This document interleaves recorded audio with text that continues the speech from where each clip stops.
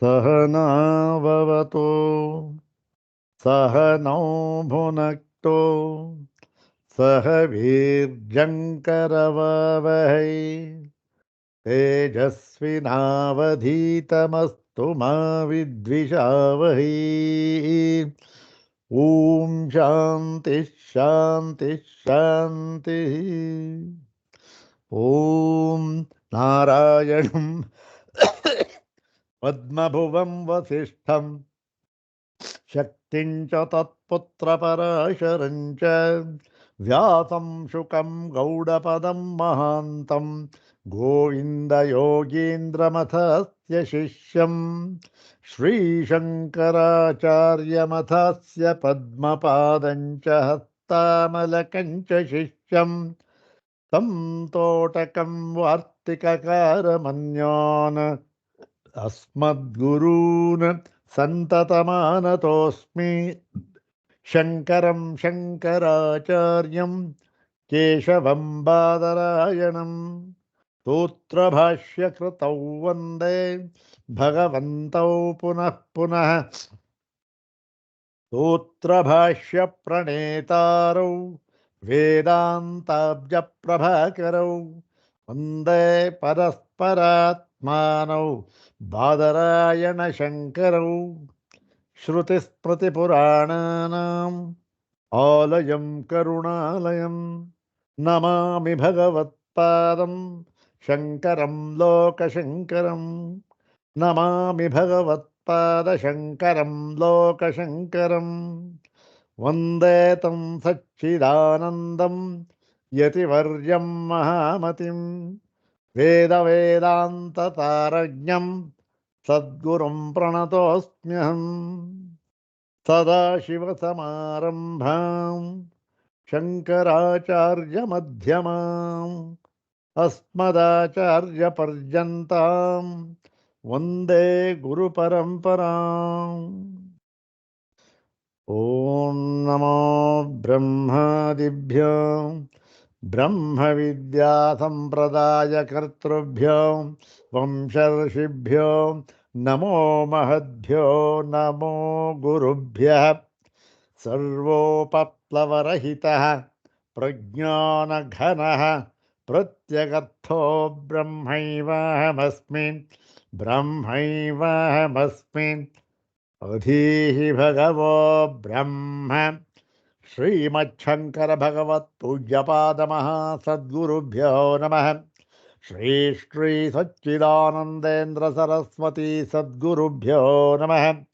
यो ब्रह्माणं विदधाति पूर्वं यो वै वेदांश्च प्रहिणोति तस्मै तन्मदेवमात्मबुद्धिप्रकाशं मुमुक्षुर्वै शरणमहं प्रपद्ये। ॐ शान्ति शान्ति शान्तिः। अग्रे उपस्थितेभ्यः भवद्भ्यः सर्वेभ्यो जिज्ञासुभ्यः हार्दान् नमस्कारान् समर्पयामि।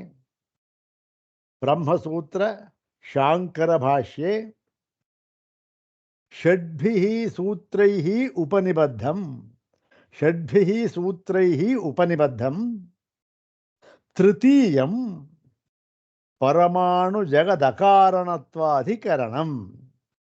इदानीं चिन्तयितव्यमस्ति परमाणु जगदकारणत्वाधिकरणम्। न परमाणवः जगत्कारणम् इति इदानीं चिन्तयितव्यमस्ति। पादादितः इदं सूत्रं द्वादशं सूत्रं। पादादितः इदं द्वादशं सूत्रं। सूत्रमिदं द्विवारं पठित्वा तद्भाष्यभागं च याथार्थ्येन यथामति विचारयामः।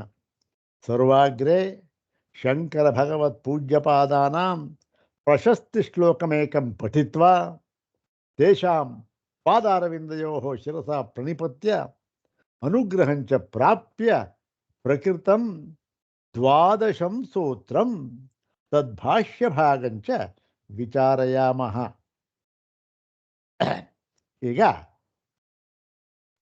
ಈ ಒಂದು ಪಾದದಲ್ಲಿ 2ನೇ ಅಧ್ಯಾಯ ಅವಿರೋಧಾಧ್ಯಾಯ, ಅದರಲ್ಲಿ 2ನೆಯ ಪಾದದಲ್ಲಿ 3ನೆಯ ಅಧಿಕರಣವನ್ನು ನಾವು ವಿಚಾರ ಮಾಡಬೇಕಾಗಿದೆ. ಏನು 3ನೇ ಅಧಿಕರಣ ಯಾವುದಕ್ಕೆ ಸಂಬಂಧಪಟ್ಟಿದೆ ಅಂದರೆ, ಹಿಂದಿನ ಅಧಿಕರಣವೂ ಕೂಡ ಮಹದ್ದೀ ಮಹದ್ದೀರ್ಘಾಧಿಕರಣ ಇದೆಯಲ್ಲ, ಅದು ಕೂಡ ಈ ವೈಶೇಷಿಕರಿಗೆ ಸಂಬಂಧಪಟ್ಟಿದ್ದು. ವೈಶೇಷಿಕರ ಒಂದು ಯಾವ ಸೂತ್ರಗಳಿವೆಯೋ, ವೈಶೇಷಿಕರ ದರ್ಶನವಿದೆಯೋ, ವೈಶೇಷಿಕರ ಸಿದ್ಧಾಂತವಿದೆಯೋ, ಅದು ಸರ್ವಥಾ ತರ್ಕಕ್ಕೂ ಹೊಂದುಗಡೆಯಾಗುವುದಿಲ್ಲ, ಮತ್ತು ಅನುಭವಕ್ಕಂತೂ ಹೊಂದುಗಡೆಯಾಗುವುದಿಲ್ಲ ಎನ್ನುವುದನ್ನು ಆ ವೈಶೇಷಿಕರ ತರ್ಕದಿಂದಲೇ ಆಚಾರ್ಯರು ತೋರಿಸಿಕೊಡುತ್ತಿದ್ದಾರೆ. ಅವರ ತರ್ಕದಲ್ಲೇ ತೋರಿಸ್ಕೊಡ್ತಾ ಇದ್ದಾರೆ. ಇವಾಗ ನೋಡಿ, ನಿಮ್ಮ ತರ್ಕ ಹೇಗಿದೆ, ನಿಮ್ಮ ತರ್ಕವನ್ನು ಉಪಯೋಗಿಸಿದ್ರೂ ಕೂಡ ಇದು ಹೊಂದೋದಿಲ್ಲ ಅಂತಕ್ಕಂಥದ್ದು ತೋರಿಸ್ತಾ ಇದ್ದಾರೆ. ಹಿಂದಿನ ಸೂತ್ರದಲ್ಲಿ, ಹಿಂದಿನ ಅಧಿಕರಣದಲ್ಲಿ, ಮಹದ್ದೀರ್ಘಾಧಿಕರಣದಲ್ಲಿ ಅಣು ಅಂತಂದ್ರೇನು, ಅಣುವಿನ ಸ್ವರೂಪ ಅಂತಂದ್ರೇನು, ಅದಕ್ಕೆ ಏನಿದೆ ಏನಿಲ್ಲ ಅಂತಕ್ಕಂಥದ್ದನ್ನು ಹೇಳಿ, ಆ ಒಂದು ಅಣುವಿನ ಲಕ್ಷಣವನ್ನು ಹೇಳಿ, ಈ ಪದಾರ್ಥ ಅಂತ ನಾವೇನು ಕರಿತೇವೆ ಅದ್ಯಾವುದು ಷಟ್ ಪದಾರ್ಥ, 6 ಪದಾರ್ಥಗಳು ತಾನೇ ಅದು. 6 ಪದಾರ್ಥ: ದ್ರವ್ಯ, ಗುಣ, ಸಾಮಾನ್ಯ, ವಿಶೇಷ, ಸಮವಾಯ. ಈ ಥರ 6 ಈ ಗುಣಗಳನ್ನು, 6 ಪದಾರ್ಥಗಳನ್ನು ಹೇಳಿ, ಅದರಲ್ಲಿ ದ್ರವ್ಯ ಅಂತಕ್ಕಂಥದ್ದು ಅದು ಅವಯವ ಮತ್ತು ಅವಯವ ಉಳ್ಳದ್ದಾಗಿದೆ. ಅದು ಅವಯವವನ್ನು ಉಳ್ಳದ್ದಾಗಿದೆ. ಅದು ಇಂತಹ ಅವಯವ ಉಳ್ಳದ್ದಾಗಿರುವ ಪದಾರ್ಥವನ್ನು ನಾವು ವಿಭಜನೆ ಮಾಡಿದಾಗ, ಅದನ್ನು ವಿಂಗಡಿಸಿ ವಿಭಜನೆ ಮಾಡಿದಾಗ, ಎಲ್ಲಿಯವರೆಗೆ ಕಟ್ಟ ಕಡೆಯವರೆಗೆ ವಿಭಜನೆ ಸಾಧ್ಯವೋ ಅಲ್ಲಿ ತನಕ ಮಾಡಾಯಿತು. ಇನ್ನು ಮುಂದೆ ವಿಭಜನೆ ಯಾವ ರೀತಿಯಿಂದಲೂ ಕೂಡ, ಅದು ಎಂಥದ್ದೇ ಆಗಿರ್ಬೋದು, ಲೇಸರ್ ಆಗಿರ್ಬೋದು, ಮತ್ತೊಂದಾಗಿರ್ಬೋದು, ಎಂಥದ್ದು ಏನು ಬೇಕಾದ್ರೂ ಆಗಿರ್ಬೋದು, ಇನ್ನು ಮುಂದೆ ವಿಭಾಗ ಸಾಧ್ಯವೇ ಇಲ್ಲ ಅಂತ ಆಗುತ್ತಲ್ಲ, ಆ ಸ್ಥಿತಿಗೆ ಅಣುಗಳು ಅಂತ ಹೆಸರು. ಇವತ್ತಿನ ವಿಜ್ಞಾನಿಗಳು ಇವತ್ತು ಕಂಡುಹಿಡ್ಕೊಂಡಿದ್ದಾರೆ, 100-200 ವರ್ಷದ ಹಿಂದೆ. ಇದು ಯಾವತ್ತೋ ಸಾವಿರಾರು ವರ್ಷಗಳ ಹಿಂದೆ ಇನ್ನು ಬರುತ್ತೆ ನೋಡಿ. ಈ ವೈಶೇಷಿಕರ ಒಂದು ಪ್ರಕರಣದಲ್ಲಿ ಎಂಥೆಂಥ ವಿಚಾರಗಳು ಬರುತ್ತೆ ಅಂದರೆ, ಇವೆಲ್ಲ ಈಗ ನಾವು ಕಣ್ಣು ಹಿಡಿದು ಬಿಟ್ಟಿದ್ದೀವಿ ಅಂದ್ಕೊಳ್ತಾರಲ್ಲ, ಇದು ಆಗದೇನೆ ಅದನ್ನು ಹೇಳಿಬಿಟ್ಟಿದ್ದಾರೆ.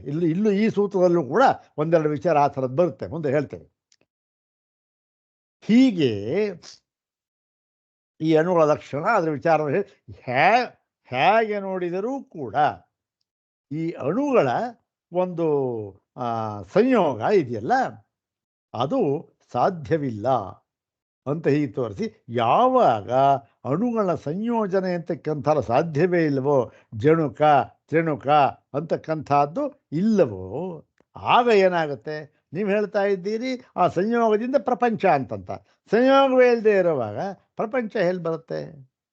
ಆದ್ದರಿಂದ ಈ ಪರಮಾಣುಗಳು ಜಗತ್ತಿಗೆ ಕಾರಣವೆಂದು ಹೇಳುವುದಕ್ಕಾಗುವುದಿಲ್ಲ ಅಂತ ಹೇಳ್ತಾರೆ. ಆ ಭಾಗವನ್ನು ಇವತ್ತು ನಾವು ವಿಚಾರ ಮಾಡ್ತಾ ಇದ್ದೇವೆ. ಆ ಭಾಗ ಏನು? ಪರಮಾಣು ಜಗದ ಕಾರಣತ್ವಾಧಿಕರಣ. ಪರಮಾಣುವು ಜಗದ ಕಾರಣ ಅಂದರೆ ಜಗತ್ತಿಗೆ ಕಾರಣವಲ್ಲ ಎಂಬ ಹೇಳ್ತಕ್ಕಂಥ ಈ ಅಧಿಕರಣ ಅಂದರೆ ಅದಕ್ಕೊಂದು 5 ಅಂಶಗಳಿರಬೇಕಲ್ಲ. ವಿಷಯೋ ವಿಷಯಶ್ಚೈವ ಪೂರ್ವಪಕ್ಷಸ್ತಥೋತ್ತರ, ಆಮೇಲೆ ನಿರ್ಣಯಂಚೇತಿ ಪಂಚಾಂಗಂ ಶಾಸ್ತ್ರೇಧಿಕರಣಂ ಮತಂ ಅಂತಕ್ಕಂಥದ್ದು ಲಕ್ಷಣ ಅದರದ್ದು. ವಿಷಯ ಇರಬೇಕು, ಸಂಶಯ ಇರಬೇಕು, ನಿರ್ಣಯ ಇರಬೇಕು, ಪೂರ್ವಪಕ್ಷ ಇರಬೇಕು, ಎಲ್ಲ ಇರಬೇಕು. ಇದಕ್ಕೆ ಈ ಒಂದು ಎಲ್ಲವನ್ನು ಒಳಗೊಂಡ ಈ ಅಧಿಕರಣವನ್ನು, ಪರಮಾಣು ಜಗದ ಕಾರಣತ್ವಾಧಿಕರಣವನ್ನು ಈಗ ನೋಡೋಣ. ಶುರು ಮಾಡೋಣ. ಮೊಟ್ಟ ಮೊದಲಿಗೆ ಆಚಾರ್ಯರ ಒಂದು ಸ್ತೋತ್ರವನ್ನು ಮಾಡಿ ಅವರ ಅನುಗ್ರಹವನ್ನು ಪಡೆದು ನಂತರ ಶುರು ಮಾಡೋಣ. ಯಾಕೆಂದರೆ ಇಂಥ ಅತ್ಯಂತ ಗಹನವಾದ ವಿಚಾರ. ಸಾಮಾನ್ಯವಾಗಿ ಸೂತ್ರಭಾಷ್ಯ ಎಲ್ಲ ಬೇಕಾಷ್ಟು ಇಂಥವೆಲ್ಲ ಪಾಠ ಯಾರೂ ಮಾಡೋದಿಲ್ಲ. ಯಾಕೆಂದರೆ ಇದು ಬಹಳ ಕಷ್ಟ, ಇದು ತರ್ಕದ ವಿಚಾರ, ಇದು ಹೋಗೋದಿಲ್ಲ, ಅಯ್ಯೋ ನಮಗೆ ಯಾಕೆ ಬೇಕು ಅಂತ ಬಿಟ್ಟುಬಿಡ್ತಾರೆ. ಆದರೆ ಆ ಥರ ಆಗಬಾರದು. ಆ ಶಂಕರ ಭಗವತ್ಪಾದರ ಒಂದು ಆ ಹೆಚ್ಚುಗಾರಿಕೆ, ಹಿರಿಮೆ, ಅವರ ಜ್ಞಾನ ವೈಶಾಲ್ಯ ಇವೆಲ್ಲ ನೋಡಬೇಕಾದ್ರೆ ಸೂತ್ರ ಭಾಷೆ ಅಧ್ಯಯನ ಮಾಡಲೇಬೇಕು ಮೊದಲಿನ ಕೊನೆಯವರೆಗೂ. ನೋಡೋಣ. ಓಂ ವೇದಾಂತಾರ್ಥಂ ಗಭೀರಂ ಹ್ಯತಿ ಸುಗಮತಯ ಬೋಧಯಾಮೀತಿ ವಿಷ್ಣು ವ್ಯಾಸಾತ್ಮಾ ಸೂತ್ರಯತ್ ತದ್ದುರಧಿಗಮಭೂತ್ ವಾದಿ ದುರ್ಬುದ್ಧಿಭೇದಾತ್ ಹಿಂದನ್ ದುರ್ಬುದ್ಧಿಭೇದಂ ಯೈಹ ಕರುಣಯಾ ಭಾಷ್ಯಯದ್ಭಾಷ್ಯಮೇತತ್ ತಂ ವಂದೇ ಸರ್ವವಂದ್ಯಂ ತ್ರಿಜಗತಿ ಭಗವತ್ಪಾದ ಸಂಜ್ಞಂ ಮಹೇಶಂ. ಓಂ ವೇದಾಂತಾರ್ಥಂ ಗಭೀರಂ ಹ್ಯತಿ ಸುಗಮತಯ ಬೋಧಯಾಮೀತಿ ವಿಷ್ಣು ವ್ಯಾಸಾತ್ಮಾ ಸೂತ್ರಯತ್ ತದ್ದುರಧಿಗಮಭೂತ್ ವಾದಿ ದುರ್ಬುದ್ಧಿಭೇದಾತ್ ಭಿಂದನ್ ದುರ್ಬುದ್ಧಿಭೇದಂ ಯೈಹ ಕರುಣಯ ಅಭಾಷ್ಯಯದ್ಭಾಷ್ಯಮೇತತ್. ಇಲ್ಲಿ ಕರುಣಯಾ ಭಾಷ್ಯಯದ್ಭಾಷ್ಯಮೇತತ್ ಇದೆ, ಕರುಣಯಾ ಅಭಾಷ್ಯಯತ್ ಲಂಗ್ಲಕಾರದಿದು ಭಾಷ್ಯಮೇತತ್ ತಂ ವಂದೇ ಸರ್ವವಂದ್ಯಂ ತ್ರಿಜಗತಿ ಭಗವತ್ಪಾದ ಸಂಜ್ಞಂ ಮಹೇಶಂ. ತಂ ವಂದೇ ಸರ್ವವಂದ್ಯಂ ತ್ರಿಜಗತಿ ಭಗವತ್ಪಾದ ಸಂಜ್ಞಂ ಮಹೇಶಂ. ಸೊಗಸಾಗಿರ್ತಕ್ಕಂಥ ಒಂದು ಶ್ಲೋಕ ಮಾಡಿದ್ದಾರೆ. ವೇದಾಂತಗಳ ಒಂದು ಅರ್ಥ, ವೇದಾಂತಾರ್ಥಂ ಗಭೀರಂ, ತುಂಬ ಆಳವಾಗಿರತಕ್ಕಂಥದ್ದು, ಅತ್ಯಂತ ಗಹನವಾಗಿರತಕ್ಕಂಥದ್ದು, ಸುಲಭವಾಗಿ ಅದು ಬುದ್ಧಿಗೆ ಹೋಗತಕ್ಕದ್ದಲ್ಲ. ಆಳವಾದ ಚಿಂತನೆ ಬೇಕು, ಮತ್ತೆ ಅದಕ್ಕೆ ಸಾಧನೆ ಬೇಕು. ಸಾಧನ ಚತುಷ್ಟಯ ಅಂತಕ್ಕಂಥದ್ದು ಅದರಿಂದ ಸಂಪನ್ನನಾದ ಮೇಲೆ ಇದನ್ನು ವಿಚಾರ ಮಾಡಬೇಕು, ಇಲ್ಲೇ ತಲೆಗೆ ಹೋಗೋದಿಲ್ಲ. ಇಂತಹ ಗಭೀರವಾದ ಈ ವೇದಾಂತಾರ್ಥವನ್ನು ಏನೋ ಬಹಳ ಗಂಭೀರವಾಗಿದೆ, ಇದು ಯಾರಿಗೂ ಅರ್ಥವಾಗೋದಿಲ್ಲಪ್ಪ ಅಂತನ್ಬಿಟ್ಟು ಭಗವಾನ್ ವಿಷ್ಣು ಏನು ಮಾಡ್ದ, ಆ ವಿಷ್ಣು ವ್ಯಾಸಾತ್ಮ ಅಂದರೆ ವ್ಯಾಸರೂಪದಿಂದ ಬಂದು, ವಿಷ್ಣು ವ್ಯಾಸರೂಪದಿಂದ ಬಂದು ಏನು, ಓಹೋ ಇವರಿಗೆ ಸ್ವಲ್ಪ ಈ ಒಂದು ಗಭೀರವಾದ ವೇದಾಂತಾರ್ಥವನ್ನು ಬೋಧಯಾಮಿ, ನಾನು ಸ್ವಲ್ಪ ಸುಲಭವಾಗಿ ತಿಳಿಸ್ಕೊಳ್ಳೋಣ ಇವರಿಗೆ, ಉಪನಿಷತ್ತಿನ ವಾಕ್ಯ ಅರ್ಥ ಆಗೋದಿಲ್ಲ, ಕಷ್ಟ ಒಂದು ಯೋಚನೆ ಮಾಡಿ ವ್ಯಾಸಾತ್ಮ ವ್ಯಾಸರೂಪದಿಂದ ವಿಷ್ಣುವೇ ಬಂದು ಅಸೂತ್ರಯತ್, ಅಸೂತ್ರಯತ್ ಲಂಗ್ಲಕಾರ ಅಂದರೆ ಸೂತ್ರವನ್ನು ರಚನೆ ಮಾಡಿದನು ಭೂತಕಾಲ. ಅಸೂತ್ರಯತ್ ಈ ವೇದಾಂತಾರ್ಥ ಇದೆಯಲ್ಲ, ಆ ಇಡೀ ವೇದಾಂತಾರ್ಥವನ್ನು ಸೂತ್ರ ರೂಪದಲ್ಲಿ ಅವರು ಉಪನಿಬದ್ಧ ಮಾಡಿದರು. ಸೂತ್ರ ಏನಾಯಿತು, ಇವರೇನೋ ಇಲ್ಲ ಸ್ವಲ್ಪ ಸುಲಭವಾಗಿ ಮಾಡೋಣ ಅಂತ ಸೂತ್ರ ಮಾಡಿದ್ರು. ಆದರೆ ತದ್ದುರಧಿಗಮಭೂತ್ ವಾದಿ ದುರ್ಬುದ್ಧಿ ಭೇದಾತ್, ಅದು ಕೂಡ ವಾದಿ ದುರ್ಬುದ್ಧಿ ಭೇದಾತ್, ವಿಧ ವಿಧವಾದ ವಾದಿಗಳು ಹುಟ್ಕೊಂಡ್ರು, ಏನೇನೋ ಅರ್ಥ ಮಾಡಿಬಿಟ್ರು, ಅನ್ಯಥಾರ್ಥನೇ ಮಾಡಿಬಿಟ್ರು.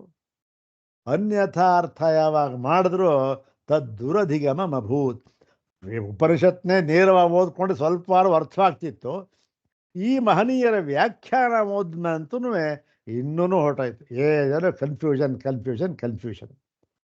ತದ್ದುರಧಿಗಮಭೂತ್ ವಾದಿ ದುರ್ಬುದ್ಧಿ ಭೇದಾತ್. ಇದನ್ನ ಕಂಡು ಅಯ್ಯಯ್ಯೋ ಏನು ಹೀಗಾಗೋಯ್ತಲ್ಲ, ಏನೇನೋ ವಾದ ಮಾಡ್ತಾ ಇದ್ದಾರಲ್ಲ, ಏನೇನೋ ಅರ್ಥ ಮಾಡ್ತಾ ಇದ್ದಾರಲ್ಲ ಈ ಸೂತ್ರಕ್ಕೆ ಅಂತ ಹೇಳ್ಬಿಟ್ಟು ವಿಷ್ಣು ಚಿಂತಾಕ್ರಾಂತನಾಗ್ಬಿಟ್ಟ. ಅವರು ವ್ಯಾಸರೂಪದಿಂದ ಮಾಡಿದ್ದಲ್ಲ, ವ್ಯಾಸರೂಪದಿಂದ ಆಯ್ತು ಹೋಯ್ತು, ಚಿಂತ ಏನು ಮಾಡೋದು ಇವಾಗ ಅಂತಂತ. ಏನ ನಂತರ ಏನಾಯಿತು, ಈ ಒಂದು ದುರ್ಬುದ್ಧಿ ಭೇದಂ ಭಿಂದನ್, ಈ ಒಂದು ವಿಧ ವಿಧವಾದ ಒಂದು ವ್ಯಾಖ್ಯಾನ ಇತ್ತಲ್ಲ ಅದನ್ನೆಲ್ಲ ತೊಡೆದು ಹಾಕಿ ಹೋಗಲಾಡಿಸಿ ನಿಜವಾದ ವೇದಾಂತಾರ್ಥ ಏನು ಮತ್ತು ಸೂತ್ರಾರ್ಥ ಏನು ಎನ್ನುವುದನ್ನು ತಿಳಿಸಿಕೊಡಲು ಭಿಂದನ್ ದುರ್ಬುದ್ಧಿ ಭೇದಂ ಯಾರು ಇಲ್ಲಿ ಈ ಒಂದು ಭೂಮಿಯಲ್ಲಿ ಕರುಣೆಯ ಅತ್ಯಂತ ಕರುಣೆಯಿಂದ ಅಭಾಷ್ಯಯತ್ ಭಾಷ್ಯಂ ಏತದ್ ಭಾಷ್ಯಂ ಅಭಾಷ್ಯಯತ್.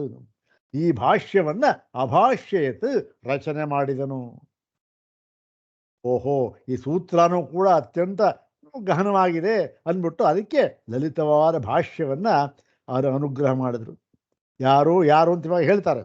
ಅಂತಹ ಇಂತಹ ಲಲಿತವಾದ ಗಂಭೀರವಾದ ಭಾಷ್ಯವನ್ನ ರಚನೆ ಮಾಡಿದ ಆ ಸರ್ವವಂದ್ಯಂ, ಎಲ್ಲರಿಂದಲೂ ಸೇವಿಸಲ್ಪಡತಕ್ಕಂತಹ,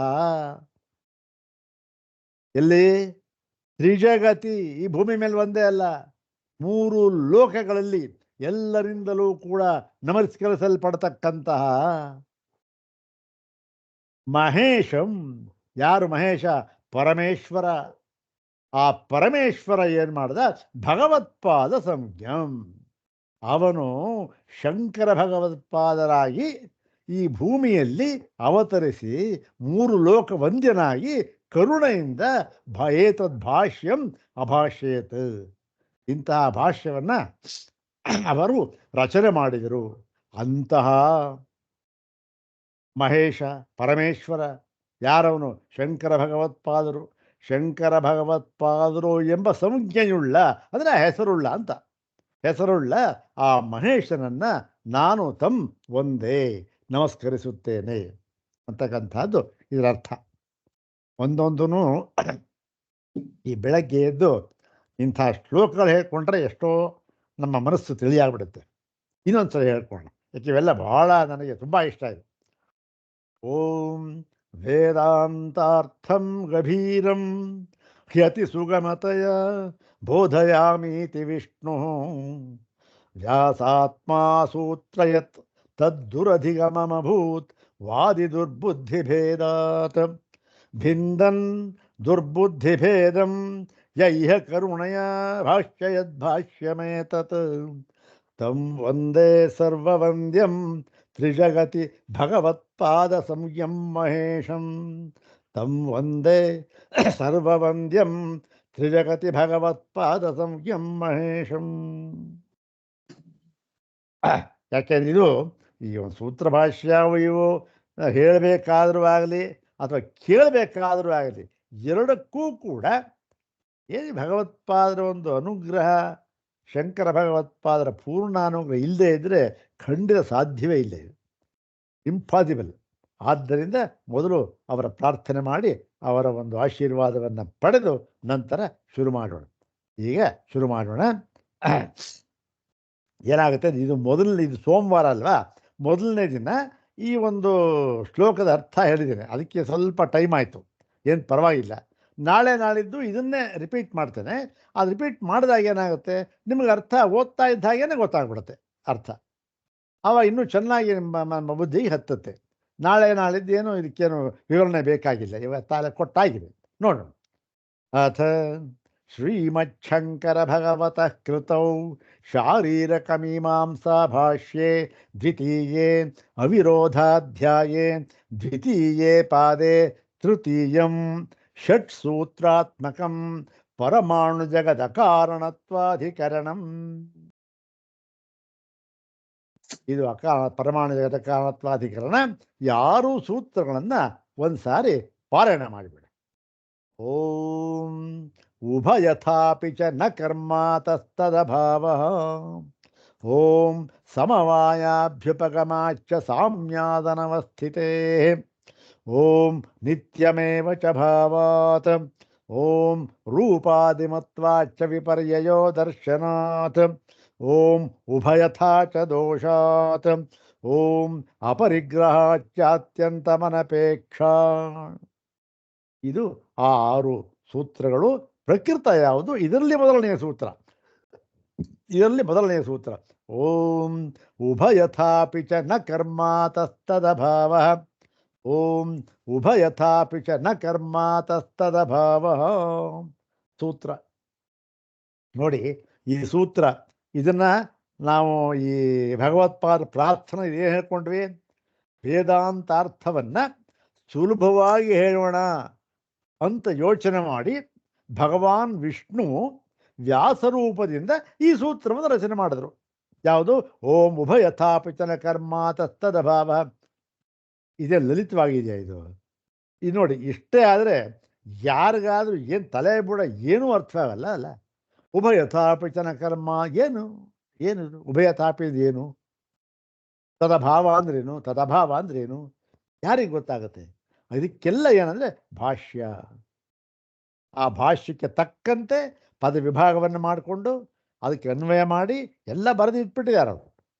ಅನ್ವಯ ಮಾಡಿ ಅದನ್ನು ಹೇಳಬೇಕು. ಈಗ ಆ ಒಂದು ಪದ ವಿಭಾಗವನ್ನು ಮಾಡೋಣ. ಸುಲಭವಾಗಿದೆ, ಏನು ತೊಂದರೆ ಇಲ್ಲ. ಉಭಯಥಾ ಅಪಿ ಚ ನ ಕರ್ಮ ಅತಃ ತದಭಾವ. ಒಂದೇ ಪದ ಇದು. ತದಭಾವ ಇದು ತಸ್ಯ ಅಭಾವ ಅಥವಾ ತಯೋ ಅಭಾವ. ಅದರ ಅಭಾವ. ಅದರ ಅಂದರೆ ಯಾವುದು? ಅದೇನಿಲ್ಲ ಇಲ್ಲಿ. ಅದನ್ನೆಲ್ಲ ತಿಳ್ಕೊಳ್ಬೇಕಾದ್ರೆ ಉಭಯತ ಅಂದರೆ ಏನು ಅಂದರೆ ಎರಡೂ ರೀತಿಯಿಂದ. ಎರಡೂ ರೀತಿಯಿಂದ ಯಾವೆರಡೂ ರೀತಿಯಿಂದ? ಹೇಗೆ? ಏನು ಎರಡೂ ರೀತಿಯಿಂದ ಅಂದರೆ ಏನು? ಇದೆಲ್ಲ ತಿಳ್ಕೊಳ್ಬೇಕಾದ್ರೆ ತವ ಶಂಕರ ದೇಶಿಕ ಮೇ ಶರಣಂ ಅಷ್ಟೇ. ಇರಲಿ. ಇದು ಇದು ಪದ ವಿಭಾಗ ಕ್ರಮ ಆಯಿತು. ಈ ಅನ್ವಯ ಕ್ರಮ ನೋಡೋಣ. ಇದಕ್ಕೆ, ಈ ಸೂತ್ರಕ್ಕೆ ಭಗವಾನ್ ಶಂಕರರು ಎರಡು ರೀತಿಯಲ್ಲಿ ಅರ್ಥ ಮಾಡಿದ್ದಾರೆ. ಎರಡನ್ನೂ ನೋಡೋಣ ಇವಾಗ. ಒಂದನೇ ರೀತಿಯಾಗಿ ಮೊದಲನೆಯ ಒಂದು ರೀತಿ ಏನು ಅಂದರೆ ಅನ್ವಯ ಏನಾಗುತ್ತೆ? ಉಭಯಥಾ ಅಪಿ ಚ ನ ಕರ್ಮ ಅಂತಿದೆ. ಉಭಯಥಾ ಅಪಿ ಚ ನ ಕರ್ಮ. ಚ ಅಂತಕ್ಕಂಥ ಸಮುಚ್ಚಯ ಅಂತ ಸೇರಿಕೊಂಡ್ರೆ ಉಭಯಥ. ಉಭಯಥ ಅಂತಂದ್ರೆ ಏನು? ಎರಡೂ ರೀತಿಯಿಂದ. ಎರಡೂ ರೀತಿಯಿಂದ ಯಾವುದು? ಎಲ್ಲಿದೆ ಅದು ಅಂತಂದ್ರೆ ಅದಕ್ಕೆ ಇದನ್ನು ಸೇರಿಸ್ಕೊಳ್ಬೇಕು. ಏನು ಸೇರಿಸ್ಕೊಳ್ಬೇಕು ನೋಡಿ. ಕಾರ್ಯಸ್ಯ ಪ್ರಯತ್ನಾದಿ ನಿಮಿತ್ತೆ ಅಭ್ಯುಪಗಮ್ಯಮಾನೇವಾ ಅನಭ್ಯುಪಗಮ್ಯಮಾನೇವಾ, ಇಷ್ಟನ್ನು ಸೇರಿಸ್ಕೊಳ್ಬೇಕು. ಅಂದ್ರೇನು? ಕಾರ್ಯಕ್ಕೆ ಅಂದ್ರೆ ಒಂದು ಕಾರ್ಯ ಎಫೆಕ್ಟ್ ಅಂತ ಆಗಬೇಕಾದ್ರೆ ಅದಕ್ಕೆ ಪ್ರಯತ್ನವೇ ಮುಂತಾದ ನಿಮಿತ್ತಗಳನ್ನು ಒಪ್ಪಿಕೊಂಡರೂ ಅಥವಾ ಒಪ್ಪಿಕೊಳ್ಳದಿದ್ದರೂ ಅಂತ ಎರಡೂ ರೀತಿ. ಉಭಯತ ಅಂದರೆ ಇದು ನೋಡಿ ಎಷ್ಟು ಅರ್ಥ ಇದೆ ಅದು. ಉಭಯತ ಅಂದರೆ ಕಾರ್ಯಕ್ಕೆ ಪ್ರಯತ್ನಾದಿ ನಿಮಿತ್ತೇ ಅಭ್ಯುಪಗಮ್ಯಮಾನೆ. ಪ್ರಯತ್ನವೇ ಮುಂದೆ ಹೇಳ್ತಾರೆ. ಅವರಿಗೆ ನಿಮಿತ್ತ ಯಾವಿದೆ ಅಂತ ಹೇಳ್ತಾರೆ. ಪ್ರಯತ್ನಾದಿ ನಿಮಿತ್ತ, ಪ್ರಯತ್ನವೇ ಮುಂತಾದ ನಿಮಿತ್ತ ಬೇಕಲ್ಲ. ಒಂದು ಕಾರ್ಯ ಆಗಬೇಕಾದ್ರೆ ಒಂದು ನಿಮಿತ್ತ ಬೇಕಲ್ಲ. ನಿಮಿತ್ತ ಯಾವ ಕಾರ್ಯವೂ ಆಗೋದಿಲ್ಲ. ಹೀಗೆ ಈ ಪ್ರಯತ್ನವೇ ಮೊದಲಾದ ನಿಮಿತ್ತವನ್ನು ಒಪ್ಪಿಕೊಂಡರೂ ಸಹ ಅಥವಾ ಅನಭ್ಯುಪಗಮ್ಯಮಾನೇವ ಒಪ್ಪಿಕೊಳ್ಳದೇ ಇದ್ದರೂ ಸಹ ಎರಡೂ ರೀತಿಯಲ್ಲಿ ಉಭಯಥಾಪಿ ಆಯಿತು. ಇನ್ನು ನ ಕರ್ಮ ಅಂತಿದೆ. ಅದಕ್ಕೇನರ್ಥ? ಉಭಯಥಾಪಿ ಅಣುಷು ಆದ್ಯಂ ಕರ್ಮ ಅಂತರ್ಥ. ಅಣುಷು ಆದ್ಯಂ ಕರ್ಮ. ಮತ್ತೆ ನ ಅಂದರೆ ನ ಅವಕಲ್ಪತೆ. ಅಂದರೆ ಎರಡೂ ರೀತಿಯಿಂದಲೂ ಕೂಡ ಕಾರ್ಯಕ್ಕೆ ಪ್ರಯತ್ನವೇ ಮೊದಲಾದ ನಿಮಿತ್ತವನ್ನು ಒಪ್ಪಿಕೊಂಡರೂ ಅಥವಾ ಒಪ್ಪಿಕೊಳ್ಳದಿದ್ದರೂ ಎರಡೂ ರೀತಿಯಿಂದ ನೋಡಿದರೂ ಸಹ ಅಣುಗಳಿಗೆ ಸಂಯೋಗವಾಗಿ ಮೊಟ್ಟ ಮೊದಲಿನ ಕರ್ಮ, ಒಂದು ಕರ್ಮ ಸೃಷ್ಟಿ ಆಯಿತು. ಸೃಷ್ಟಿಯಾದ ತಕ್ಷಣ ಮೊಟ್ಟ ಮೊದಲನೇ ಕರ್ಮ ಯಾವುದು? ಇವ್ರು ಹೇಳಿದ್ರು ಅಣು ಸಂಯೋಗವಾಯಿತು ಅಂತ. ಹೀಗೆ ಈ ಅಣುಗಳಿಗೆ ಮೊಟ್ಟ ಮೊದಲನೇ ಕರ್ಮ ನ ಅವಕಲ್ಪತೆ, ಹೊಂದುವುದೇ ಇಲ್ಲ. ಹೇಗೆ? ಪ್ರಯತ್ನ ನಿಮಿತ್ತ ಕಾರಣವನ್ನು ಒಪ್ಕೊಂಡ್ರೂ ಹೊಂದೋದಿಲ್ಲ, ಒಪ್ಕೊಳ್ಳದೆ ಇದ್ರೂ ಹೊಂದೋದಿಲ್ಲ. ಈಗ ಈ ಒಂದು ಮೊಟ್ಟ ಮೊದಲನೇ ಕರ್ಮ ಹೊಂದೋದಿಲ್ಲ. ಇದು ಮೊಟ್ಟ ಮೊದಲನೇ ಕರ್ಮ ಅಂದ್ರೇನು? ಕರ್ಮ ಸೃಷ್ಟಿ, ಉತ್ಪತ್ತಿ. ಕರ್ಮ ಉತ್ಪತ್ತಿ ಸೃಷ್ಟಿ. ಸೃಷ್ಟಿಯೇ ಅದು ಹೊಂದೋದಿಲ್ಲ ಅಂದಮೇಲೆ ಮೊಟ್ಟ ಮೊದಲಿನ ಸೃಷ್ಟಿ ಏನಾಯಿತು? ಯಾವುದೋ ಮೊಟ್ಟ ಮೊದಲು ಸೃಷ್ಟಿ ಮಾಡ್ದ. ನಮ್ಮ ಇದ್ರ ಪ್ರಕಾರ ಏನಾಯಿತು? ಮೊಟ್ಟ ಮೊದಲಿನ ಸೃಷ್ಟಿ ಯಾವುದು? ಆಕಾಶ. ತಸ್ಮಾದ್ವಾಯು ತಸ್ಮಾದಾತ್ಮನ ಆಕಾಶ ಸಂಭೂತ, ಆಕಾಶಾದ್ವಾಯು, ಹೀಗೆ ಹೋಗುತ್ತೆ. ಇವರ ಪ್ರಕಾರ ಏನು? ಇವರ ಪ್ರಕಾರ ಆಕಾಶ ನಿರವಯವ, ಅದು ವಿಭಾಗಕ್ಕೆ ಸಿಕ್ಕತಕ್ಕದ್ದಲ್ಲ, ಅದರಿಂದ ಅದು ಅಣು ಅಲ್ಲ ಅಂದ್ಬಿಟ್ಟು ಇನ್ನು 4 ತಗೊಂಡ್ರು. ಇನ್ನು 4 ತಗೊಳ್ಬೇಕಾದ್ರೆ ಸಂಯೋಗವಾಗಬೇಕು. ಮೊಟ್ಟ ಮೊದಲು ಕಾರ್ಯ ಸಂಯೋಗವಾಗಬೇಕು. ಸಂಯೋಗ ಒಂದು ಸಂಯೋಗವಾಗುವುದಕ್ಕೆ ಒಂದು ನಿಮಿತ್ತ ಬೇಕಲ್ಲ. ಆ ಪ್ರಯತ್ನವೇ ಮುಂತಾದ ನಿಮಿತ್ತವನ್ನು ಒಪ್ಕೊಂಡ್ರೂ ಆಗೋದಿಲ್ಲ ಸೃಷ್ಟಿ, ಒಪ್ಕೊಳ್ಳದೆ ಇದ್ರಂತೂ ಆಗೋದೇ ಇಲ್ಲ. ಹೀಗೆ ಅಣುಷು ಎರಡೂ ರೀತಿಯಿಂದ ಅಣುಗಳಲ್ಲಿ ಮೊಟ್ಟ ಮೊದಲಿನ ಕರ್ಮ ಸಂಯೋಗವಾಯ ಮೊಟ್ಟ ಮೊದಲಿನ ಕರ್ಮ ಇದೆಯಲ್ಲ ಅದು ಹೊಂದುವುದಿಲ್ಲ. ಅತಃ ತದಭಾವ. ಯಾವಾಗ ಮೊಟ್ಟ ಮೊದಲಿನ ಕರ್ಮ ಹೊಂದೋದಿಲ್ಲ ಅಂತ, ಮೊಟ್ಟ ಮೊದಲ ಕರ್ಮ ಸೃಷ್ಟಿ, ಕರ್ಮ ಸೃಷ್ಟಿ ಯಾವುದ ಪದ ಸೃಷ್ಟಿ ಆಯಿತು, ಆ ಸೃಷ್ಟಿ ಹೊಂದೋದಿಲ್ಲ ಅಂತ ಆಯಿತು. ಸೃಷ್ಟಿಯೇ ಹೊಂದದೇ ಇದ್ಮೇಲೆ ಇದನ್ನು ಪ್ರಳಯ ಎಲ್ಲಾಗುತ್ತೆ. ಸೃಷ್ಟಿ ಆದ್ರೆ ತಾನೇ ಪ್ರಳಯ ಅಂತ ಆಗೋದು. ಆದ್ದರಿಂದ ತದಭಾವ ತಯೋ ಅಭಾವ. ತಯೋ ಯಾವುದು? ಎರಡು. ಯಾವುದದು? ಸರ್ಗ ಪ್ರಳಯಯೋ ಇತ್ಯರ್ಥ. ತಯೋ ಸರ್ಗ ಪ್ರಳಯಯೋ ಅಭಾವ. ಸರ್ಗೂ ಇಲ್ಲ ಪ್ರಳಯವೂ ಇಲ್ಲ. ನೋಡಿ ಸ್ವಾಮಿ, ನಿಮ್ಮ ಸಿದ್ಧಾಂತದಲ್ಲಿ ನೋಡಿ ಎಷ್ಟು ತರ್ಕಬದ್ಧವಾಗಿ ಮಾತಾಡ್ತಾ ಇದ್ದಾರೆ. ಅದು ಹೇಗೆ ಸಂಯೋಗವಾಗೋದಕ್ಕೆ ಪ್ರಯತ್ನ ಬೇಕಿಲ್ಲ ಅವೆಲ್ಲ ಮುಂದೆ ಹೇಳ್ತಾರೆ ಭಾಷೆಯಲ್ಲಿ ವಿಸ್ತಾರವಾಗಿ. ಹೀಗೆ ನೋಡಿ, ಈಗೇನಾಯಿತು? ಉಭಯಥಾಪಿಚನ ಕರ್ಮ ತಸ್ತದಭಾವ ಅಂತ ನಾವು ಸೂತ್ರ ಓದಿದ ತಕ್ಷಣ ನಮಗೇನಾಗಬೇಕು? ಈ ಒಂದು ವಾಕ್ಯ ನಮಗೆ ಬಂದ್ಬಿಡೆ ನಮ್ಮ ಮನಸ್ಸಿನಲ್ಲಿ. ಏನು ವಾಕ್ಯ? ಇನ್ನೊಂದ್ಸರಿ ವಾಕ್ಯ ಪೂರ್ತಿ ಹೇಳ್ತೇನೆ ನೋಡಿ. ಅದನ್ನು ಕಾರ್ಯಸ್ಯ ಪ್ರಯತ್ನಾದಿ ನಿಮಿತ್ತೇ ಅಭ್ಯುಪಗಮ್ಯಮಾನೇವ ಅನಭ್ಯುಪಗಮ್ಯಮಾನೇವ ಉಭಯಥಾಪಿ ಅಣುಷು ಆದ್ಯಂ ಕರ್ಮ ಆದ್ಯ ಸೃಷ್ಟಿ ನ ಅವಕಲ್ಪತೆ. ಆದ್ಯಂ ಕರ್ಮ ಅಂತಕ್ಕಂಥದ್ದು ನಪುಂಸಕಲಿಂಗ, ಆದ್ಯ ಸೃಷ್ಟಿ ಅಂತಕ್ಕಂಥದ್ದು ಸ್ತ್ರೀಲಿಂಗ. ಅಣುಷು ಆದ್ಯ ಸೃಷ್ಟಿ ನ ಅವಕಲ್ಪತೆ. ಸೃಷ್ಟಿ ಹೊಂದೋದಿಲ್ಲ, ಮೊಟ್ಟ ಮೊದಲನೇ ಸೃಷ್ಟಿಯೇ ಹೊಂದೋದಿಲ್ಲ. ಯಾವಾಗ ಮೊಟ್ಟ ಮೊದಲ ಸೃಷ್ಟಿಯೇ ಹೊಂದೋದಿಲ್ವೋ ಇನ್ನು ಪ್ರಳಯ ಇಲ್ಲಿ ಬಂತು ಅಲ್ಲ ಸ್ವಾಮಿ. ಸೃಷ್ಟ ಆಗಿರತಕ್ಕಂಥ ಪದಾರ್ಥಕ್ಕೆ ತಾನೇ ಪ್ರಳಯ ಅಂತ ಆಗಬೇಕು, ಸೃಷ್ಟಿನೇ ಹೊಂದೋದಿಲ್ವಲ್ಲ. ಆದ್ದರಿಂದ ಅತಃ ತದಭಾವ ತಯೋ ಸರ್ಗ ಪ್ರಳಯಯೋ, ಸರ್ಗ ಅಂದರೆ ಸೃಷ್ಟಿ, ಸರ್ಗ ಪ್ರಳಯಯೋ ಅಭಾವ. ಆದ್ದರಿಂದ ನಿಮ್ಮ ಸಿದ್ಧಾಂತದಲ್ಲಿ ಸೃಷ್ಟಿನೂ ಇಲ್ಲ ಪ್ರಳಯವೂ ಇಲ್ಲ. ಎಲ್ಲರೂ ಉಂಟಾ ಸ್ವಾಮಿ? ಕಾಣ್ತಾ ಇದೆ ಪ್ರಪಂಚ. ಇದು ಒಂದನೇ ಅರ್ಥ. ಯಾವುದು? ಉಭಯಥಾಪಿ ಅಂತ ಅನ್ನೋದಕ್ಕೆ ಏನರ್ಥ ಮಾಡಿದ್ರು? ಕಾರ್ಯಸ್ಯ ಪ್ರಯತ್ನಾದಿ ನಿಮಿತ್ತೇ ಅಭ್ಯುಪಗಮ್ಯಮಾನೇವ ಅನಭ್ಯುಪಗಮ್ಯಮಾನೇವ. ಎರಡೂ ಥರ ಇದೆ. ಇನ್ನು ಎರಡನೆಯ ಒಂದು ಅರ್ಥವನ್ನು ಕೂಡ ಭಗವತ್ಪಾದ ಶಂಕರ್ ಮಾಡ್ತಾ ಇದ್ದಾರೆ. ಇನ್ನೊಂದು, ಇದು ಆದ್ಯಸ್ಯ ಕರ್ಮಣ, ಈ ಒಂದು ಆದ್ಯದ ಒಂದು ಮೊಟ್ಟ ಮೊದಲನೇ ಕರ್ಮ ಸೃಷ್ಟಿ ಅಂತ ಇದೆಯಲ್ಲ, ಅದು ಅದಕ್ಕೆ ಅದೃಷ್ಟ ನಿಮಿತ್ತೇ ಅಭ್ಯುಪಗಮ್ಯಮಾನೆ. ಇವಾಗ ಒಪ್ಕೊಂಬೋಣಪ್ಪ, ಅದೃಷ್ಟ ನಿಮಿತ್ತದಿಂದ ಈ ಕರ್ಮ ಆಯಿತು ಅಂತ ನಿಮ್ಮ ಪಕ್ಷ ಒಪ್ಕೊಂಬೋಣ. ಒಪ್ಕೊಂಡ್ಬಿಟ್ರೆ ಏನಾಗುತ್ತೆ? ಆ ಅದೃಷ್ಟ ನಿಮಿತ್ತ ಒಪ್ಕೊಂಡ್ರೆ ಏನಾಗುತ್ತೆ? ಆ ಅದೃಷ್ಟ ನಿಮಿತ್ತ ಇದೆಯಲ್ಲ ಅದು, ಅದರ ಸ್ವರೂಪ ಏನು? ಆದ್ಯಸ್ಯ ಕರ್ಮಣಃ ಅದೃಷ್ಟ ನಿಮಿತ್ತೇ ಅಭ್ಯುಪಗಮ್ಯಮಾನೆ ತತ್ ಅದೃಷ್ಟ ನಿಮಿತ್ತಂ. ಆ ಅದೃಷ್ಟ ನಿಮಿತ್ತ ಅಂತ ಇದೆಯಲ್ಲ ಒಂದು ನಿಮಿತ್ತ, ಅದು ಆ ನಿಮಿತ್ತ ಅಂತಕ್ಕಂಥದ್ದು ಆತ್ಮ ಸಮವಾಯುವ ಸ್ಯಾತ್ ಅಣು ಸಮವಾಯುವ ಸ್ಯಾತ್. ಆ ಅದೃಷ್ಟ ನಿಮಿತ್ತ ಅಂತಕ್ಕಂಥದ್ದು ಆತ್ಮದೊಡನೆ ಸಮವೇತವಾಗಿರಬೇಕು ಅಥವಾ ಅಣುವಿನೊಡನೆ ಸಮವೇತವಾಗಿರಬೇಕು. ಹೌದಾರೆ? ಯಾವುದಾದ್ರು ಒಂದು ಸಮವೇತವಾಗಿರಬೇಕು. ಇದು ನಿಮಿತ್ತ ಕಾರಣ ಹೇಗಾಗುತ್ತೆ? ಆಗೋದೇ ಇಲ್ಲ. ನಿಮಿತ್ತ ಅನ್ಬೇಕಾದ್ರೆ ಯಾವುದೋ ಆಶ್ರಯ ಬೇಕಲ್ಲ ಅದಕ್ಕೆ ಆತ್ಮ ಸಮವೇತವಾಗಿರಬೇಕು ಅಥವಾ ಅಣು ಸಮವೇತ. ಎರಡೇ ಇರೋದು, ಎರಡೇ ಪದಾರ್ಥ ಇರತಕ್ಕಂಥದ್ದು.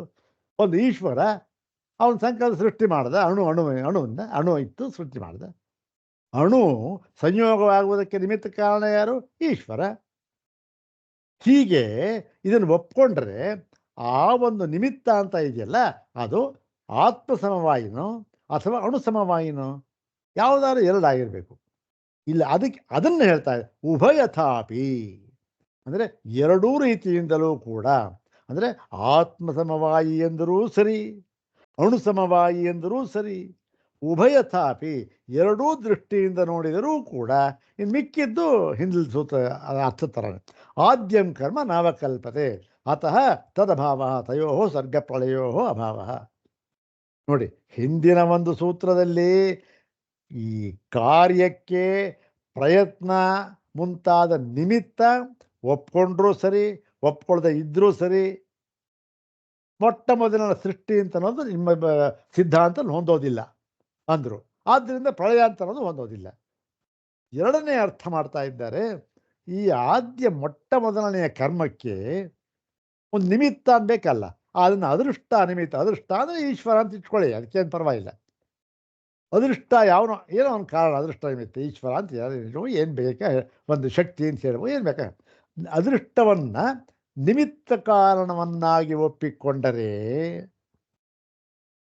ಆ ಒಂದು ಅದೃಷ್ಟ ನಿಮಿತ್ತ ಇದೆ, ನಿಮಿತ್ತ. ಆ ನಿಮಿತ್ತ ಯಾವುದ್ರ ಜೊತೆ ನಾವು ಸೇರ್ಕೊಳ್ಬೇಕಲ್ಲ, ಅದು ಯಾವುದ್ರ ಜೊತೆ?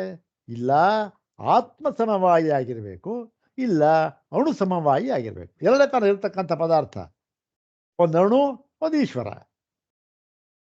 ಎರಡರಲ್ಲಿ ಯಾವುದಾದ್ರು ಒಂದನೇ ಇರಬೇಕದು. ಇಲ್ಲಿ ಹೇಳ್ತಾ ಇದ್ರೆ ಉಭಯಥಾ ಅಪಿ, ಎರಡೂ ದೃಷ್ಟಿಯಿಂದ ನೋಡಿದರೂ ಕೂಡ ಅಣುಗಳಲ್ಲಿ ಆದ್ಯಂ ಕರ್ಮ ಅಂದರೆ ಮೊಟ್ಟ ಮೊದಲನೇ ಸೃಷ್ಟಿ ಅಂತಕ್ಕಂಥದ್ದು ನವಕಲ್ಪತೆ, ಇದು ಹೊಂದುವುದಿಲ್ಲ.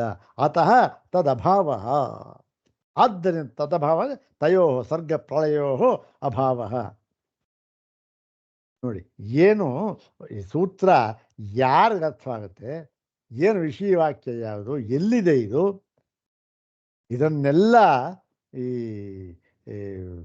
ವೈಶೇಷಿಕರ ಸಿದ್ಧಾಂತವನ್ನು ತಲಸ್ಪರ್ಶಿಯಾಗಿ ವೈಶೇಷಿಕರ ಸಿದ್ಧಾಂತ ಹೇಳಿದ್ನಲ್ಲ, 10 ಅಧ್ಯಾಯ 2 ಆಹ್ನಿಕ, ಒಂದು ಸುಮಾರಾಗಿ ಒಂದು 300-370 ಸೂತ್ರ ಇದೆ ಅಂತಂತ.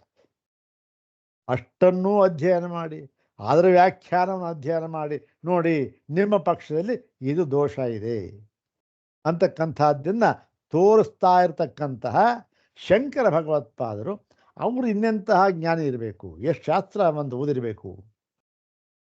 ಸುಮ್ಮನೆ ಹೇಳೋದಲ್ಲ ಇದು. ನೋಡೋಣ, ಇರಲಿ. ಇದು ಇವಾಗ ನಮಗೆ ಈ ಒಂದು ಸೂತ್ರಕ್ಕೆ ಅರ್ಥವಾಯಿತು. ಏನೊಂದು ಒಂದು ಆಸೆ ಅಂತ ಹೇಳೋದು ಬೇಡ.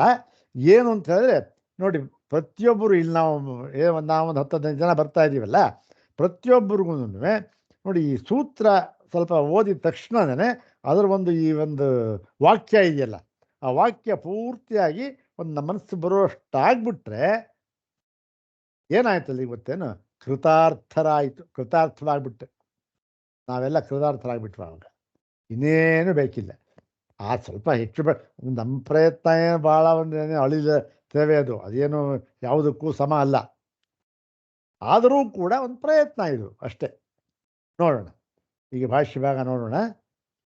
ನೋಡಿ, 26 ಇನ್ನೂ ಒಂದ್ಸರಿ ಸೂತ್ರವನ್ನು ಹೇಳ್ಕೊಳ್ಳೋಣ. ಉಭಯಥಾಪಿ ಚ ನ ಕರ್ಮಾತಸ್ತದಭಾವ. ಇಲ್ಲಿ ಕೆಲವುದರಲ್ಲಿ ಚಕಾರ ಇದೆ, ಕೆಲವುದರಲ್ಲಿ ಕೆಲವು ಬಿಟ್ಟಿದ್ದಾರೆ, ಅದೇನು ಪರವಾಗಿಲ್ಲ. ಉಭಯಥಾಪಿ ನ ಕರ್ಮಾತಸ್ತದಭಾವ ಅಂತ ಬೇಕಾದ್ರೂ ಹೇಳ್ಬೋದು. 26ನೇ ಭಾಷ್ಯ. ಇದಾನೀಂ ಪರಮಾಣು ಕಾರಣವಾದಂ ನಿರಾಕರೋತಿ. ಈಗ ನಾವು ಪರಮಾಣು ಕಾರಣವಾದವನ್ನ ಮುಂಚೆ ಏನು ಹೇಳಿದ್ರು, ಸಾಂಖ್ಯರಲ್ಲಿ ಪ್ರಧಾನ ಕಾರಣವಾದವನ್ನ ನಿರಾಕರಣೆ ಮಾಡಿದ್ದಾಯಿತು ಸಂಪೂರ್ಣವಾಗಿ. ಅವರ ಒಂದು ಪರಿಣಾಮವಾದವನ್ನ ನಿರಾಕರಣೆ ಮಾಡಿದ್ದಾಯಿತು. ಈಗ ಪರಮಾಣು ಕಾರಣವಾದಂ ನಿರಾಕರೋತಿ. ಯಾರು? ಭಗವಾನ್ ಸೂತ್ರಕಾರರಾದ ಭಗವಾನ್ ಬಾದರಾಯಣರು ಈಗ ಪರಮಾಣು ಕಾರಣವಾದವನ್ನು ನಿರಾಕರಣೆ ಮಾಡುತ್ತಾರೆ. ಉಭಯಥಾಪಿ ಚ, ಉಭಯ ಚಾಂತರದೇ ಬಾಯಿಗೆ ಬಂದ್ಬಿಡುತ್ತೆ, ಇಲ್ಲಿ ಬೇರೆ ಚಾ ಬಿಟ್ಟು ಪರವಾಗಿಲ್ಲ. ಉಭಯಥಾಪಿನ ಕರ್ಮಾತಸ್ತದಭಾವ ಅಥವಾ ಉಭಯಥಾಪಿ ಚನ ಕರ್ಮಾತಸ್ತದಭಾವ ನಿರಾಕರಣೆ ಮಾಡ್ತೀವಿ. ಏನು ನೋಡೋಣ. ಸಚ ವಾದ ಇತ್ತಂ ಸಮುತ್ತಿಷ್ಠತೆ. ನೀವು ಇದಾನಿ, ಈಗ ನಾವು ವೈಶೇಷಿಕರ ಪರಮಾಣು ಕಾರಣವಾದವನ್ನ ಅಂದ್ರೇನು, ಈ ಒಂದು ಜಗತ್ತಿಗೆ ನಾಮರೂಪಾತ್ಮಕವಾದ ಈ ಜಗತ್ತಿಗೆ ಯಾವುದು ಸಮವಾಯಿ ಕಾರಣ ಅಂತ, ಅವರು ಉಪಾದಾನ ಕಾರಣ ಅಂತ ಹೇಳೋದಿಲ್ಲ, ಸಮವಾಯಿ ಕಾರಣ ಅಂತ ಹೇಳ್ತಾರೆ. ಇದು ಅದು ಮುಂದೆ ಬರುತ್ತದೆ ಆ ಕಾರಣದಲ್ಲಿ. ಇಲ್ಲ ಅದೊಂದು ಅದೇ ಬೇರೆ ಒಂದು ಸಬ್ಜೆಕ್ಟ್ ಇಟ್ಕೊಳ್ಬೇಕಾದ್ರೆ ಹೇಳೋಣ. ಈ ಸಮವಾಯಿ ಕಾರಣ, ಈ ಸಮವಾಯದಿಂದ ಏನಾಗುತ್ತೆ, ಸಂಯೋಗವಾಗಿ ಆಗುತ್ತೆ. ಪರಮಾಣು ಸಂಯೋಗ ಆಯಿತು, ಸಮವಾಯದ ಕಾರಣ ಇದು ಸಾಧ್ಯವಿಲ್ಲ. ಈ ಜಗತ್ತಿಗೆ ಪರಮಾಣು ಒಂದು ಕಾರಣವಾಗುವುದಕ್ಕೆ ಸಾಧ್ಯವಿಲ್ಲ ಅಂದ್ಬೇಕಾದ್ರೆ ಈ ಸರಿ ಸ್ವಾಮಿ, ಹಾಗಾದ್ರೆ ಪರಮಾಣು ಕಾರಣವಾದ ಏನು ಹೇಳುತ್ತೆ ಅದನ್ನು ಹೇಳ್ತಾ ಇದ್ದಾರೆ ಇವಾಗ ನೋಡಿ. ನೀವು ವೈಶೇಷಿಕರೇ, ನೀವು ಹೇಳ್ತಾ ಇದ್ದೀರಾ, ಏನು ಹೇಳ್ತಾ ಇದ್ದೀರಿ ನೀವು? ಪಟಾದೀನಿ ಲೋಕೆ ಸಾವಯವಾನಿ ದ್ರವ್ಯಾಣಿ ಸ್ವಾನುಗತೇರೇವ ಸಂಯೋಗ ಸಚಿವೈ ತಂತ್ವಾದಿಭ್ಯ ಅಂತ ಇದೆ. ಇಲ್ಲಿ ಮುಂದೆ ಏನಿದೆ? ದ್ರವ್ಯೈ ಅಂತ ಇದೆ. ಆದ್ದರಿಂದ ಇಲ್ಲಿ ತಂತ್ವಾದಿಭ್ಯ ಅಂತ ಇರಬಾರದು, ತಂತ್ವಾದಿಭಿ ದ್ರವ್ಯೈ ಅಂದರೆ ತಂತುವೇ ಮುಂತಾದ ದ್ರವ್ಯಗಳಿಂದ ಅಂತ. ತಂತ್ವಾದಿಭಿ ಅಂತ ತಿದ್ಕೊಂಬಿಡಿ. ಸಂಯೋಗ ಸಚಿವೈ ತಂತ್ವಾದಿಭಿ ದ್ರವ್ಯೈ ಆರಭ್ಯಮಾನಾನಿ ದೃಷ್ಟಾನಿ. ನೋಡಿ ಸ್ವಾಮಿ, ಪದಾರ್ಥ ನಮಗೆ ಕಾಣ್ತಾ ಇದೆ. ಒಂದು ಉದಾಹರಣೆ ತಗೊಂಡ್ರು, ಏನು ಬಟ್ಟೆ. ಎಲ್ಲ ವೇದಾಂತದಲ್ಲಿ ಇಷ್ಟದಾನೆ, ಘಟ ಪಟ ಮಡಕೆ ಒಂದು ಬಟ್ಟೆ, ಇದೇ ಉದಾಹರಣೆ. ಇದರಿಂದ ಏನಾಯಿತು? ಇದು ಉಪಲಕ್ಷಣ. ಇದು ಪಟ ಅಂತ ಹೇಳಿದ್ರೆ ಏನು? ಪದಾರ್ಥ ಏನು? ಇಡೀ ನಾಮರೂಪಾತ್ಮಕವಾದ ಜಗತ್ತು. ಇಲ್ಲಿ ಪಟ ಅಂತ ಹೇಳಿದ್ದಾರೆ ಅಷ್ಟೆ, ಬಟ್ಟೆ ಅಂತ. ಏನು ಪಟವೇ? ಬಟ್ಟೆಯೇ ಮುಂತಾದದ್ದು ಲೋಕದಲ್ಲಿ ಏನಾಗಿದೆ? ಇದು ಸಾವಯವಾನಿ ದ್ರವ್ಯಾಣಿ, ಇದು ಅವಯವವನ್ನು ಉಳ್ಳಂತಾಗಿರ್ತಕ್ಕಂಥ. ಅದೇನು? ಅದನ್ನು ಹೇಗೆ ಬೇಕೋ ಹಾಗೆ ಕತ್ತರಿಸೋಕೆ ಬರುತ್ತೆ, ಅಥವಾ ಜೋಡಿಸೋದಕ್ಕೆ ಬರುತ್ತೆ, ಅಥವಾ ಅದನ್ನು ವ್ಯತ್ಯಾಸ ಮಾಡೋದಕ್ಕೆ ಬರುತ್ತೆ. ಇವೆಲ್ಲ ಮಾಡಬೇಕಾದ್ರೆ ಏನಿರಬೇಕು? ಅವಯವ ಇದ್ರೆ ತಾನೇ ಆಗೋದು. ಇಲ್ಲಿ ಅವಯವ ಇಲ್ಲದೆ ಏನು ಮಾಡೋಕ್ಕಾಗಲ್ಲ. ಅದು ಈ ಸಾವಯವ ದ್ರವ್ಯ ಇದೆಯಲ್ಲ, ದ್ರವ್ಯ ಅಂದರೆ ಇನ್ನೇನಿಲ್ಲ, ಇದು ದ್ರವ್ಯ ಕಾರ್ಯಗಳು ಅಂತ ಅರ್ಥ. ಎಲ್ಲ ಕಾರ್ಯಗಳು ಪದಾರ್ಥಗಳು. ಅದು ಸ್ವಾನುಗತೇರೇವ ಸಂಯೋಗ ಸಚಿವೈಹಿ ಅಂದರೆ ತನ್ನಲ್ಲಿಯೇ ಇರತಕ್ಕಂತಹ, ಬೇರೆದಲ್ಲ. ಆ ಒಂದು ಪಟ ಅಂತಕ್ಕಂತಹದ್ದು ತನ್ನಲ್ಲಿಯೇ ಇರತಕ್ಕಂತಹ ಸಂಯೋಗ ಸಚಿವೈಹಿ ಅಂದರೆ ಸಂಯೋಗದಿಂದ ಕೂಡಿಕೊಂಡು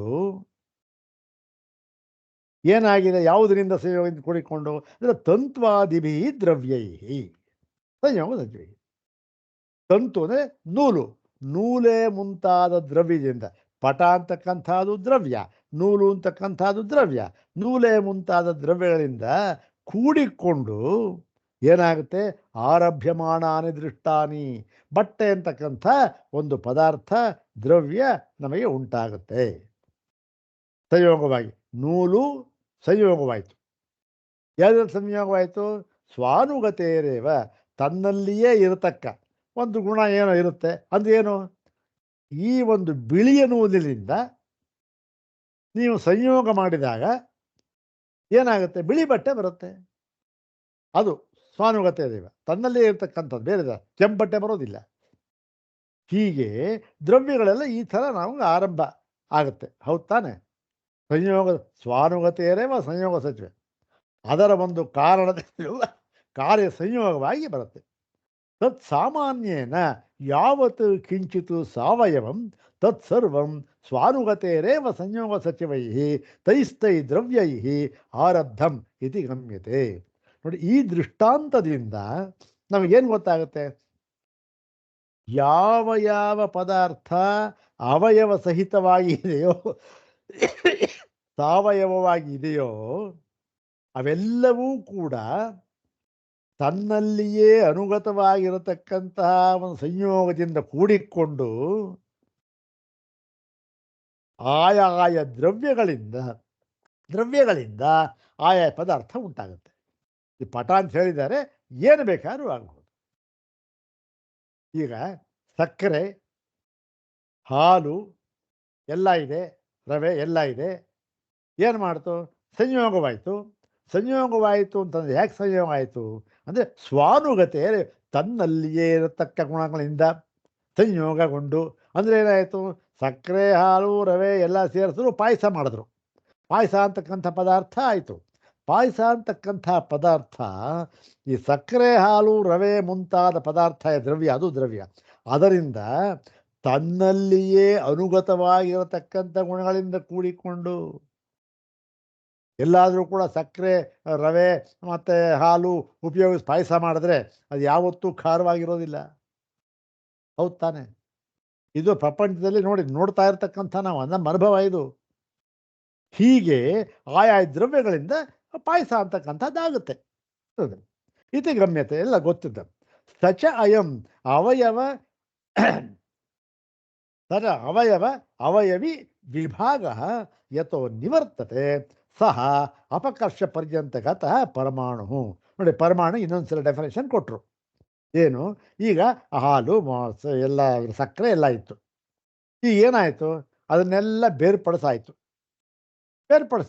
ಬೇರ್ಪಡಿಸಿದ ಮೇಲೆ ಎಲ್ಲಿಯ ತನಕ ಅದರ ಒಂದು ಅವಯವನ್ನ ಬೇರ್ಪಡಿಸಬಹುದೋ ಅಲ್ಲಿಯವರೆಗೂ ಬೇರ್ಪಡಿಸಿ ಇನ್ನು ಮುಂದೆ ಅದರ ಅವಯವ ವಿಭಾಗ ಅಂತಕ್ಕಂಥ ಸಾಧ್ಯವೇ ಇಲ್ಲವೋ ಆ ಸ್ಥಿತಿ ಬರುತ್ತಲ್ಲ, ಅದಕ್ಕೆ ಪರಮಾಣು ಅಂತ ಹೆಸರು.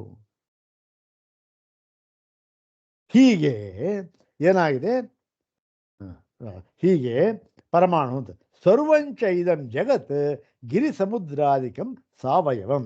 ಇದೇ ರೀತಿ ಇಲ್ಲಿ ಪಟ ಉದಾಹರಣೆ ಕೊಟ್ಟರು, ನಾನು ಪಾಯಸ ಉದಾಹರಣೆ ಕೊಟ್ಟೆ. ಇದೇ ರೀತಿ ಸರ್ವಂಚೇದಂ ಗಿರಿ ಸಮುದ್ರಾದಿಕಂ, ಎಲ್ಲ ಅಷ್ಟೆ, ಬೆಟ್ಟ, ಸಮುದ್ರ, ಇನ್ನೇನೇನಿದೆ ನಾಮರೂಪಾತ್ಮಕ ಎಲ್ಲವೂ ಕೂಡ ಏನಾಗಿದೆ? ಸಾವಯವಂ. ಎಲ್ಲವೂ ಕೂಡ ಅವಯವ ಸಹಿತವಾಗಿದೆ. ಮತ್ತೆ ಅವಯವ ಸಹಿತವಾಗಿರುವುದರಿಂದ ಏನಾಗಿದೆ ಇದು? ನೋಡಿ, ಸಾವಯವತ್ವಾಚ ಆದ್ಯಂತವತ್. ಇದು ಅವಯವವನ್ನು ಉಳ್ಳದ್ದಾಗಿರುವುದರಿಂದ ಇದಕ್ಕೆ ಮೊದಲು ಅಂತೂ ಇದೆ, ಕೊನೆ ಅಂತಲೂ ಇದೆ. ಒಂದು ಅವಯವ ಇದೆ, ಹೋಯಿತು ಏನೋ ಕಾರಣದಿಂದ, ಹೋಗಲಿ, ಅದಕ್ಕೇನು ಆದಿ ಅಂತ ಹೋಯ್ತು ಅಂತ, ಆದಿ ಇನ್ನೇನೋ ಒಂಥರ ಸೇರಿಸ್ತಾ ಬಂತು. ನೋಡಿ, ಶರೀರ ಇದೆ, ಶರೀರ ಏನು? ಅವಯವ ಸಹಿತವಾಗಿ ಇರ್ತಕ್ಕಂಥದ್ದು. ಏನೋ ಒಂದು ಕಾಲು ಬೆರಳಿಗೆ ಏನೋ ಒಂದು ಆಯಿತು, ಅದೇನೋ ರೋಗ ಬರುತ್ತಲ್ಲ, ಆಯಿತು, ಕಾಲು ಬೆರಳು ಏನು ಮಾಡೋ, ತೆಗಿಬೇಕು ಸ್ವಾಮಿ, ಒಂದು ಬೆರಳು ತೆಗಿಬೇಕು ಅಂದ್ಬಿಟ್ರು. ತೆಗೆದುಬಿಟ್ರೆ ಏನಾಯಿತು? ಅದು ಅಂತ ಹೋಯ್ತದು. ಯಾಕಂತ ಆಯಿತು? ಶರೀರ ಅವಯವ ಸಹಿತವಾಗಿತ್ತು, ಅವಯವ ಇತ್ತು, ಅದಕ್ಕೆ ಹೋಯ್ತು. ಮತ್ತೆ ಇನ್ನೊಂದು ತೆಗೆದುಬಿಟ್ಟು 1-2 ತಿಂಗಳಾಯಿತು. ಆಮೇಲೆ ಏನು ಮಾಡಿದ್ರು? ಸ್ವಾಮಿ, ನೀವು ಇನ್ನೊಂದು ಹೆಬ್ಬೆರಳು ಹಾಕ್ತೇವೆ ಅಂದರು. ಯಾರದ್ದೋ ಬೇರೆ ಏನೋ ಮಾಡಿ ಹಾಕ್ತೇವೆ, ಸಂಯೋಗ ಮಾಡಿ ಹಾಕ್ತೇವೆ ಅಂದರು. ಪ್ಲಾಸ್ಟಿಕ್ ಸರ್ಜರಿ ಮಾಡಿದ್ರು, ಹಾಕಿದ್ರು. ಆವಾಗ ಏನಾಯಿತು? ಆದಿ. ಹೀಗೆ ಸಾವಯವ ಅಂತ ಯಾವ ಪದಾರ್ಥ ಉಂಟೋ ಅವೆಲ್ಲಕ್ಕೂ ಕೂಡ ಆದಿ ಮತ್ತು ಅಂತ್ಯ ಅಂತಕ್ಕಂಥದ್ದು ಇದ್ದೇ ಇದೆ ಅಂತಕ್ಕಂಥದ್ದು. ಇಷ್ಟನ್ನ ಇರಲಿ, ಇನ್ನು ಮುಂದಿನದನ್ನ ನಾಳೆ ನೋಡೋಣ. ಇವೆಲ್ಲ ಜ್ಞಾನ ಅರ್ಥ ಮಾಡ್ಕೊಂಡು ಚೆನ್ನಾಗಿರುತ್ತೆ. ಕೆಲವು ಇದಕ್ಕೆ ಸ್ವಲ್ಪ ಬೇಜಾರಾಗುತ್ತೆ ಕಾರಣತೆ ಗೊತ್ತಿಲ್ಲ ನನಗೆ, ಎಷ್ಟು ಮಟ್ಟಕ್ಕೆ ತಮಗೆ ಹಿಡಿಸ್ತಾ ಇದೆಯೋ ಏನೋ ನನಗೇನು ಗೊತ್ತಾಗೋದಿಲ್ಲ. ನನ್ನ ಕೆಲಸ ಏನೋ ಕಿಂಚಿತ್ತು ಏನು ಮನಸ್ಸು ಬರುತ್ತೋ ಹೇಳ್ಬಿಡ್ತೇನೆ ಅಷ್ಟೇ. ಇದನ್ನ ಮುಖ್ಯದ ಭಾಗ ನಾಳೆ ನೋಡೋಣ. ಓಂ ಶಾಂತಿ ಶಾಂತಿ ಶಾಂತಿ. ಓಂ ತತ್ಸತ್.